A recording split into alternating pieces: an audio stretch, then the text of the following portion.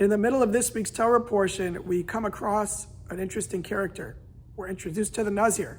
The Nazir is one who takes upon him or herself a specific type of vow to abstain from certain behaviors.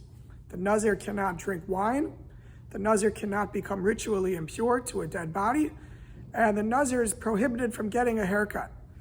And Rav Moshe Alshich, in his commentary on the Parsha, points out that there are many similarities, and I won't go through all of them right now because it would take a lot longer than our little 3-minute video, but he points out that there are many similarities between the way that the Torah words the prohibitions upon the Nazir and the way that the Torah describes the Kohen Gadol, the high priest who does the service in the temple, the Kohanim, the priests, the Leviim, the entire tribe of Levi.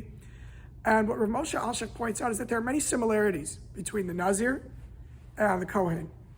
And what he suggests is that if you're reading our Parsha, and if you're reading last week's Parsha, we have a lot of focus on the sanctity of the tribe of Levi. And of course, the subset of the tribe of Levi, the Kohanim, the priests, and even a smaller subset, the Kohen Gadol, the high priest himself. And as you read about the Levites, the Kohanim, the Kohen Gadol, so how do you feel about guys like me? Guys like us, just part of a regular tribe, we're not the priest or the high priest, not even part of the tribe of Levi. You feel a little left out. You feel like you're not so special, you're not so holy. And what the Torah tells us by introducing the portion of the Nazir is that really any person can take upon himself this type of sanctity. The Torah describes any man or woman can make this vow to become a Nazir and reach the same level, as it were, of the Kohen Gadol, the high priest.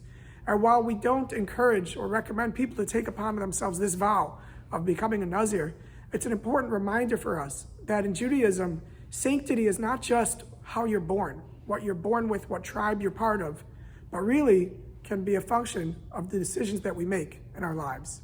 As always, I wish you all a wonderful Shabbos.